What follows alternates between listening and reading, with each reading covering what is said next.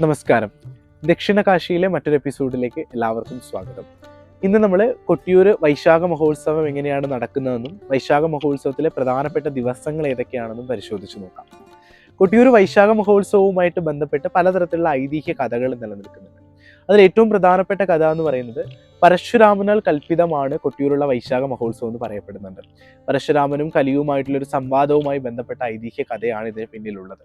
മറ്റൊരു കാര്യം എന്ന് പറയുന്നത് ശങ്കരാചാര്യരുമായിട്ട് ബന്ധപ്പെട്ട അദ്ദേഹമാണ് ഈ പറയുന്ന രീതിയിൽ കൊട്ടിയൂർ വൈശാഖ മഹോത്സവത്തെ കൃത്യമായി ചിട്ടപ്പെടുത്തിയെന്നും പിൽക്കാലത്ത് ചിട്ടപ്പെടുത്തിയെന്നും പറയപ്പെടുന്നുണ്ട്. ഈ രണ്ട് ഐതിഹ്യ കഥകൾ നിലനിൽക്കുന്നുണ്ട്.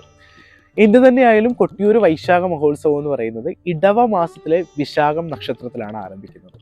ഇടവ മാസത്തിലെ വിശാഖം നക്ഷത്രത്തിൽ ആരംഭിച്ച് 27 നക്ഷത്രങ്ങളെയും സ്പർശിച്ചുകൊണ്ടാണ് വൈശാഖ മഹോത്സവം സമാപിക്കുന്നത്. അപ്പോൾ അതാണ് ഇതിലെ ഏറ്റവും വലിയ പ്രത്യേകത എന്ന് പറയുന്നത്.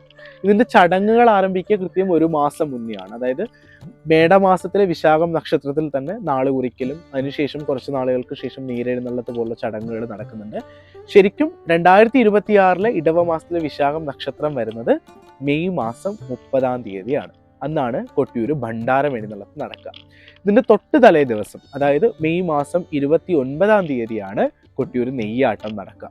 നെയ്യാട്ടം കഴിഞ്ഞ് പിറ്റേ ദിവസമാണ് കൊട്ടിയൂർ വൈശാഖ മഹോത്സവം കൃത്യമായിട്ടും ആരംഭിക്കുന്നത്. ഇടവ മാസത്തിലെ വിശാഖം നക്ഷത്രത്തിൽ ഭണ്ഡാരം എഴുന്നള്ളത്തോടു കൂടി തന്നെ അക്കരെ കൊട്ടിയൂരിലേക്ക് വേണ്ട പൂജാ സാമഗ്രികളും മറ്റു സാധനങ്ങളും ഒക്കെ തന്നെ അക്കരെ കൊട്ടിയൂരിലേക്ക് എത്തുകയും വൈശാഖ മഹോത്സവം ആരംഭിക്കുകയാണ്. വാളുകളൊക്കെ ആ സമയത്തായിരിക്കും അക്കരെ കൊട്ടിയൂരിലേക്ക് പ്രവേശിക്കുക.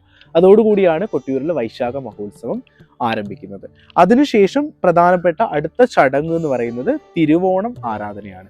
ഈ പറയുന്ന തിരുവോണം ആരാധന ജൂൺ മാസം 5 2026 വൈശാഖ മഹോത്സവത്തിൽ നടക്കുന്നത്.